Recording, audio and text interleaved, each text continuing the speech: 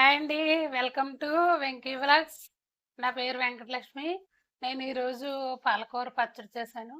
పాలకూర పచ్చడి ఎలా చేశాను ఏంటన్నది పూర్తి వీడియో చూడండి. ఓకే. 2 కట్టల పాలకూర తీసుకున్నాను. పాలకూరని కడుక్కొని శుభ్రంగా కట్ చేసుకున్నాను.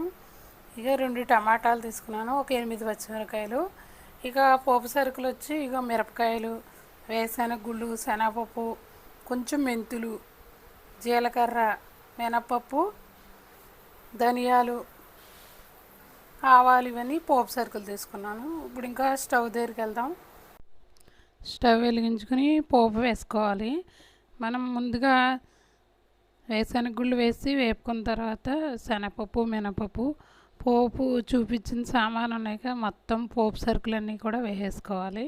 మిరపకాయ లాస్ట్గా వేసుకొని వేపుకోవాలి.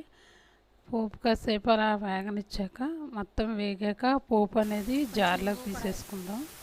జార్లో కొంచెం ఇంగు కూడా వేయాలి. దాంట్లో వేసి ఒకసారి కలుపుకొని జార్లోకి తీసేస్తున్నాను పోపుని. ఆ నూనెలో మూకుడులో ఉన్న నూనెలోకి మనం ఇప్పుడు పాలకూర అనేది వేసుకుందాం. పాలకూర వేసుకుని చిన్న మంట మీద మగ్గించుకోవాలి. ఇప్పుడు పాలకూరలో టమాటాలు కూడా వేద్దాం. టమాటాలు, పచ్చిమిరపకాయలు కూడా వేసుకుని మనం చిన్న మంట మీద మగ్గించుకోవాలి పాలకూర పచ్చడికి.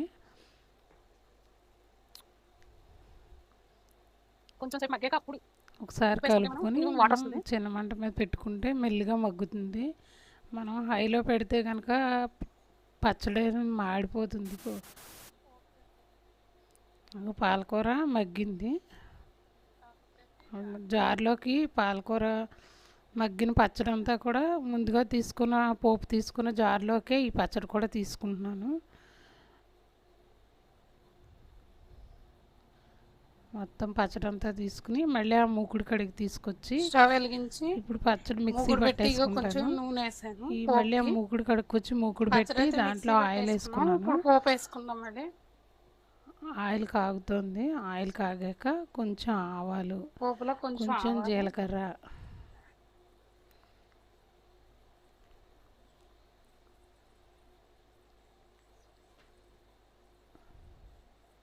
ఇంకా ఆవాలు వేగుతున్నాయి.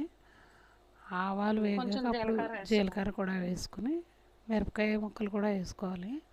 వేసుకుని ఆ మిక్సీ పట్టినటువంటి పచ్చడిని తీసుకొచ్చి ఇప్పుడు దీంట్లో కలుపుకోవడమే. సరే, మా పక్కన స్లాబ్ వేస్తున్నారు, అందువల్ల ఆడియో సరిగా రాలేదు. వాయిస్ ఓవర్ ఇవ్వాల్సి వచ్చింది. ఇప్పుడు ఆ పోపు వేగాక ఆ పచ్చడి తీసుకొచ్చి దీంట్లో వేసుకున్నాం. అంతేనండి, చాలా సింపుల్ ఇది పాలకూర పచ్చడి. మీరు కూడా ట్రై చేయండి, చాలా బాగుంటుంది అన్నంలోకి. అంతే. నా వీడియో నచ్చితే కనుక లైక్ చేయండి, షేర్ చేయండి, సబ్స్క్రైబ్ చేయండి. ఓకేనా? Thank you.